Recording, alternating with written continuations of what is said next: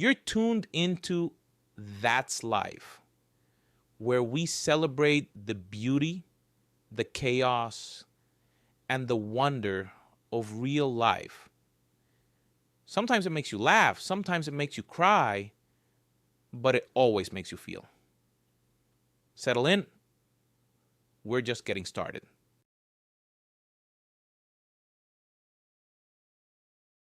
Sarah carefully arranged the fresh cinnamon buns on a large baking sheet. At first, she wanted to wrap each one in a separate bag, but then she decided against it. They would be snapped up instantly anyway, and tight packaging would only spoil their appetizing appearance. It was much better if they lay freely and beautifully. X5 brought in her buns. She heard a sarcastic remark from behind her back and involuntarily flinched. Good heavens, Val. Why do you sneak up like that? It's like you do it on purpose just to scare me. Her colleague Valerie smirked crookedly. How else? What if you're up to something shady here? Then I'll have leverage on you. I can use it when the opportunity arises. Sarah frowned disapprovingly.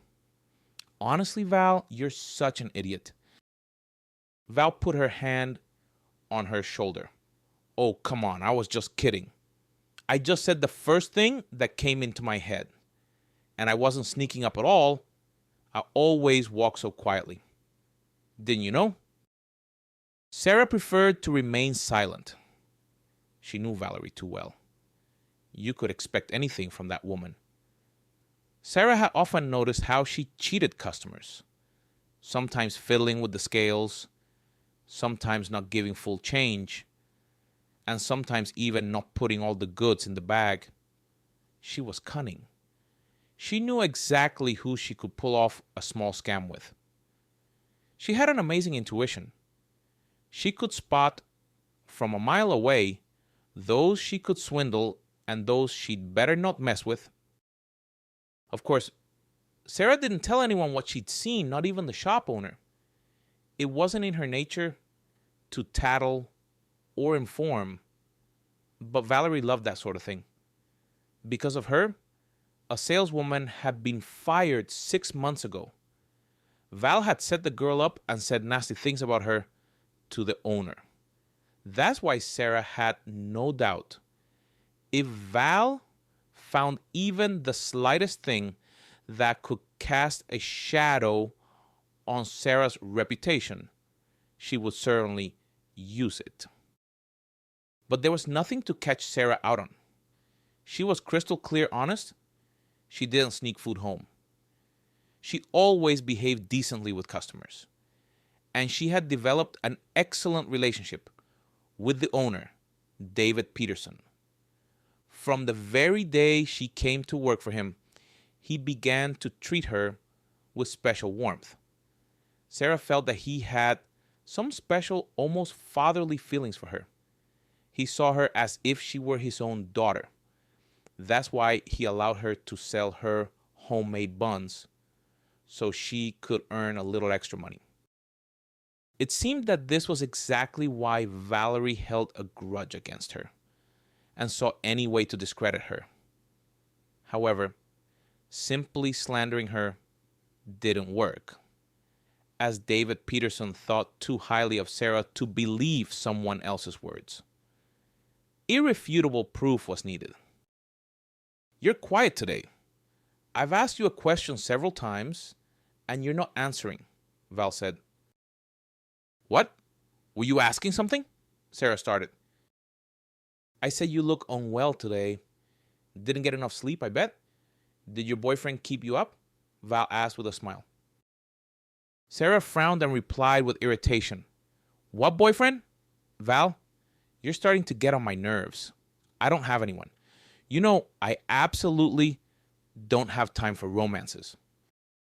Valerie adjusted a strand of hair, looked at herself in a small mirror, touched up her lipstick, and snapped the case shut. She persistently continued. And it's a shame you don't have a man. How many years has it been since your husband left you? About 5 years now, I guess. It's been 6 years, Sarah corrected gloomily. How can you live 6 years without a man, Sarah? You should have gone through 100 of them by now. And you're still sitting alone, moping. It would be fine if your husband was around. Look at me. Last night was passionate with my husband. I'm just glowing. But look at yourself in the mirror. You look like a ghost, just dark circles under your eyes. If you hadn't slept because of a man, you'd look different. And your cold bed will soon turn you into a dried up skeleton. Val, have you lost your mind? What men? My daughter is sick. That's why I didn't sleep. I sat by her bed all night. She's coughing badly again. Nothing helps. And you with your men. I'm glad things are good for you. But that has absolutely nothing to do with me.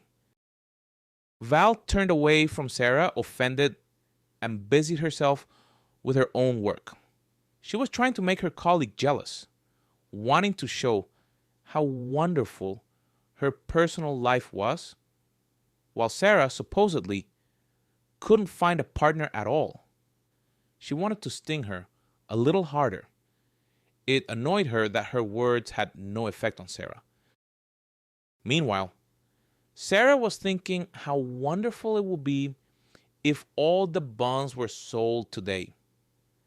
Then she would take her earnings and go straight to the pharmacy to buy Alice the necessary medicine. Several hours of the shift passed. Most of the bonds had already been sold. Only 2 or 3 were left. Valerie watched the satisfied Sarah with unconcealed envy. The cinnamon buns had become a real hit. Customers loved them very much. Several regular customers constantly asked which days they were brought in. They were so good. You wanted to buy them again and again. Sarah blushed at the kind words. With David Peterson's permission, she brought her buns in 3 times a week. They were sold out long before closing time. Finally, there were no buns left at all. Sarah counted out the required amount from the till, made a note in the thick notebook lying under the counter, and put the money in her pocket. What are you doing there? All right, empty your pockets, hands on the counter. Sarah flinched and then laughed. Mr. Peterson, you scared me too. The shop owner shook his head sympathetically. Sarah, dear, you've been jumpy lately and look very worn out. Has something happened? No, nothing special. Everything's as usual. Alice is coughing badly again. I really don't know what to do. Here, I've taken the earnings for the buns. I'll go to the pharmacy. At least buy some medicine. I hope she feels better right away. David Peterson carefully examined the woman's tired face. He sincerely felt sorry for her. No one took care of her. She only took care of everyone else. She had to shoulder such a burden that her shoulders could barely bear the load. But she stubbornly refused any help that the kind-hearted David Peterson offered her. She didn't want to feel obligated, even though he offered help from a pure heart without any conditions. And all this was because of her damned ex-husband. He constantly told her, when she was staying home with the child, that she owed him everything. She had to sit with the child silently. She had to do all the housework and shopping herself. She had to carry heavy bags. She had to meekly endure insults. She had to be able to patiently wait for him to come back from his all-night binges with God knows who and where. And then, of course, she had to put him to bed when he was drunk. She had to forget that she was also a person, and most importantly, that she was a woman. He had turned her into a timid mouse who was afraid to utter a sound. David Peterson was sure that all this had also affected her daughter, which was why the child was so weak and sickly. Of course, Sarah dear, why don't you leave an hour early today? I'm letting you go. You'll have time to go to the pharmacy and at least spend some time with your daughter. Valerie can manage alone. Sarah smiled gratefully and thanked the owner warmly. Val overheard this conversation. As soon as David Peterson left, she immediately approached Sarah. Well, look at that. Soon you won't have to work at all. The boss will just pay you for batting your eyelashes at him. Val, you're back with your ridiculous fantasies? What nonsense are you talking? He just treats me well, that's all. I'm very grateful to him for that. He helped me believe that the world isn't without kind people. But Valerie squinted and smirked maliciously. Oh yes, clearly not without kind ones. Only behind this kindness hides a completely different intention. He's clearly counting on something more than just your gratitude. Hasn't he offered you to pay back for his kindness yet? Well, it's a matter of time. The hints will start soon, you'll see. I'm an old hand at these things. I've had hundreds of such stories. As soon as a man does something for a woman, demands for gratitude immediately arise. I don't think I need to explain exactly what kind of gratitude we're talking about. Bet, Sarah dear, bet. Those things are always first for men. Let me give you a piece of advice. Don't refuse when he suggests getting closer. Caress him, cuddle him, show him sympathy, give him the attention he deserves, and you'll find happiness. Who knows? Maybe you won't even have to work. He'll help you. Might even raise your child. Sarah almost choked with indignation. She flushed, imagining what Valerie was talking about. Sarah looked around fearfully, afraid that someone might overhear their conversation, and then whispered, "What are you talking about, Val? You've completely lost your mind. David Peterson would never do such a thing. He's married, and he's like a father to me. You wouldn't understand that. I don't want to talk about this anymore. If you ever say anything like that to me again, I'll never speak to you." Valerie snorted and stepped aside, and Sarah couldn't recover for a long time. Could what her colleague said really be true? Sarah felt physically sick at the thought that David Peterson might be hinting at intimacy. No, not because he was unpleasant or unattractive, but because for her he was a mentor, a friend, an older brother, or a father, but by no means a potential lover. Sarah left work an hour early. As she walked to the pharmacy, memories of her ex-husband surfaced in her mind. Because of him, she hadn't waited for Mark to return from the army. Chris had swept her off her feet in just a few hours. They met at a party and hadn't been apart since. They got married just 2 months later. Sarah still blamed herself for not even telling Mark about her wedding in person. She just wrote a letter and then moved to another city with her husband. Only married life turned out to be far from a fairy tale. The first 5 years were relatively normal. They lived amicably. But after she got pregnant, which happened 5 years later, Chris changed. It was as if his pregnant wife disgusted him. He constantly mocked her, didn't touch her, stopped being supportive. During her difficult pregnancy, she suffered from terrible morning sickness. But Chris never supported his wife, even once. After the child was born, the situation only worsened. He was expecting a son, but a daughter was born, and he constantly blamed Sarah, saying it was her fault.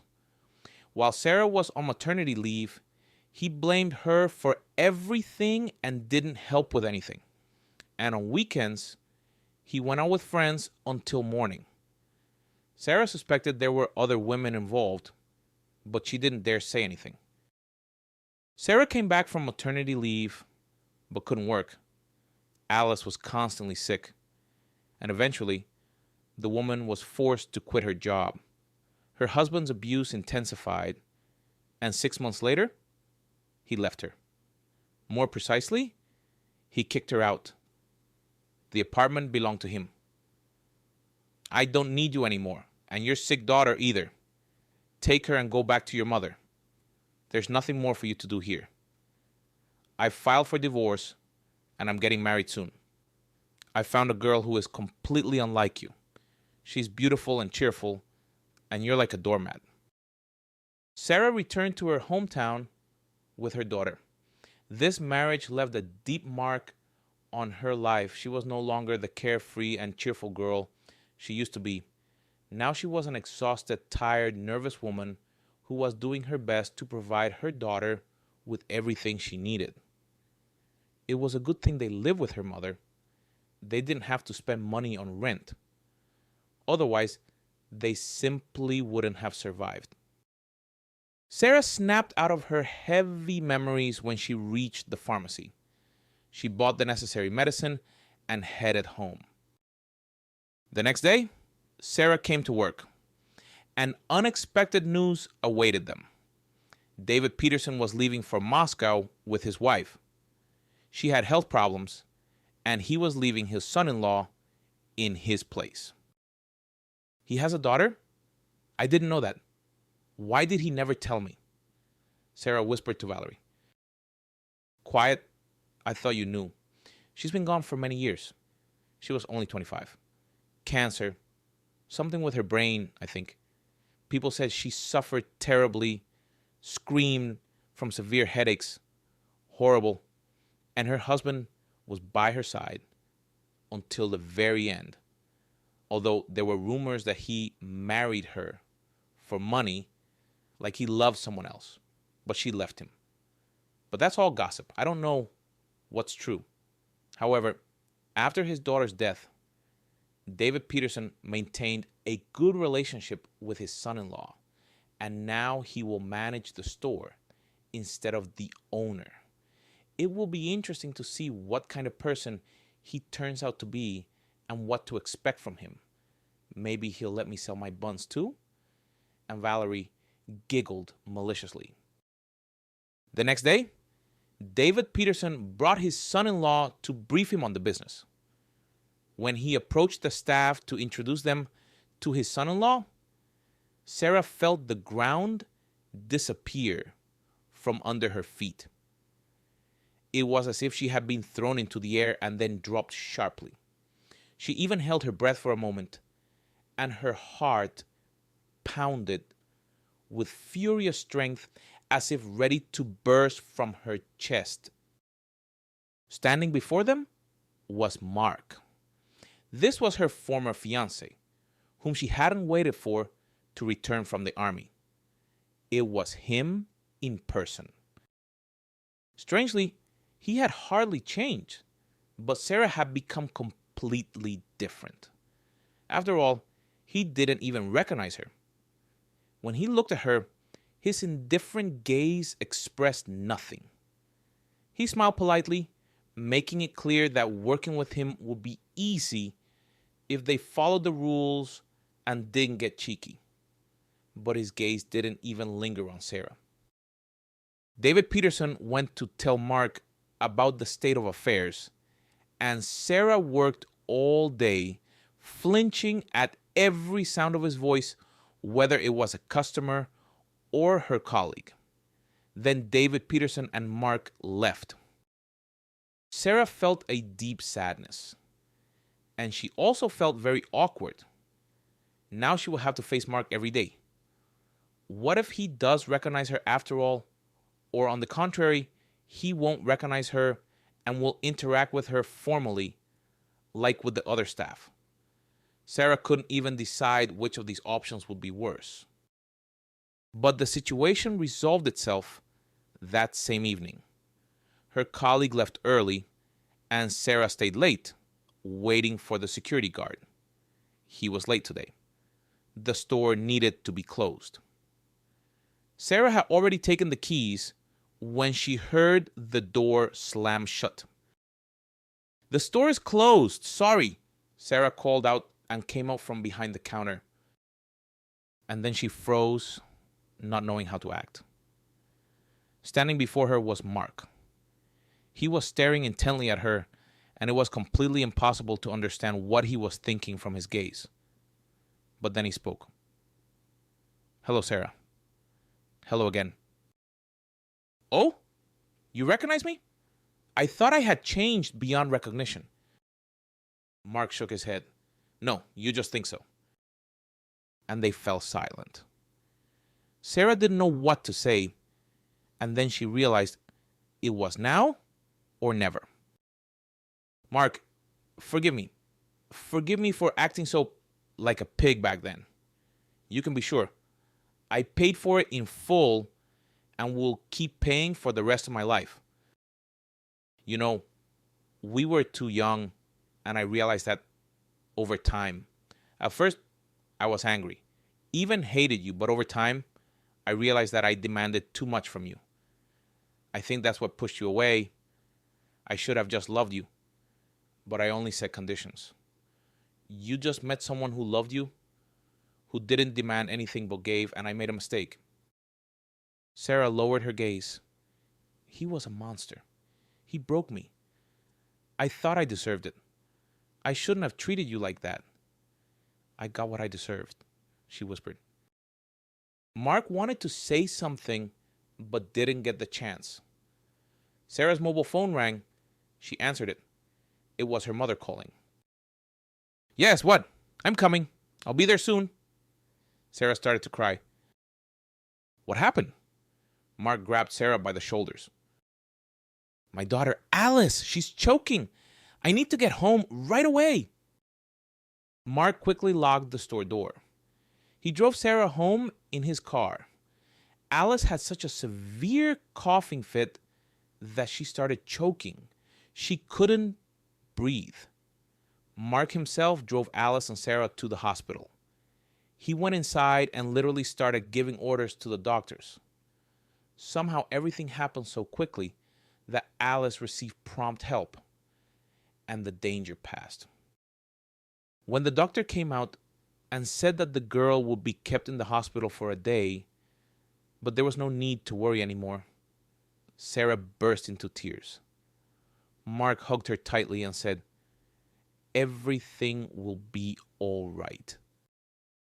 It turned out that Alice had a severe allergic reaction.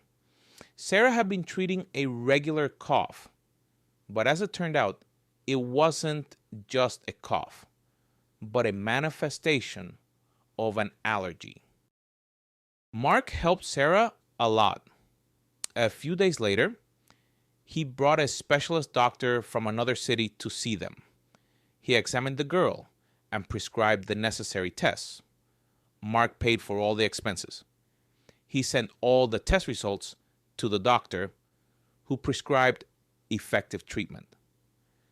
And for the first time in several years, Alice was no longer tormented by a constant cough. Yes, the treatment was long and expensive.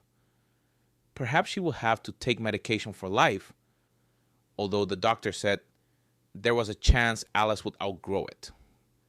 The most important thing was that the cause of her frequent illnesses had finally been found. Sarah was immensely happy. Alice had changed so much. She was no longer sick without a visible reason, became cheerful, turned into a normal child. And all this was thanks to Mark. 2 months passed. During this time, Mark and Sarah communicated only occasionally, mainly on matters concerning Alice. When the girl fully recovered, Mark stopped calling, and then David Peterson returned with his wife. She had managed to recover. Long rehabilitation was needed, but those were minor details. The owner took his place in the store again, and Mark disappeared. Sarah felt very sad. Her heart ached. She realized that she felt not just gratitude towards Mark, but something much deeper. And then, 2 weeks after David Peterson's return, Mark came to her house. It was a weekend. He appeared with a bouquet of flowers, a large box of chocolates, and a whole bag of sweets for Alice. The girl immediately dragged the bag to her room. Sarah's mother went into the living room, leaving Mark and Sarah in the kitchen. And Mark confessed that he could no longer hide his feelings. He still loved Sarah and had never stopped loving her. He had married David Peterson's daughter because he wanted to forget Sarah, but it hadn't worked. And now his feelings had flared up with new strength and simply wouldn't leave him in peace. He realized that if he didn't tell Sarah everything, he would never forgive himself. I love you even more than when we were young. I don't want to hide these feelings anymore. Sarah simply hugged Mark without saying a word. 6 months passed. Mark and Sarah got married, and the man took his wife and daughter to his apartment. Sarah no longer worked at the store. She didn't work at all now. Mark was a wealthy man and didn't want his wife to overwork herself. Sarah took care of the house, herself, her daughter, and her beloved husband. David Peterson was sincerely happy. He considered Sarah his daughter and Mark his son. They maintained an excellent relationship with him. Sarah was transformed. She no longer considered herself unattractive, wasn't exhausted or tired. She blossomed. Mark's love brought her back to life, and she was happy that everything had turned out this way. Perhaps to find boundless happiness, they first had to go through mistakes.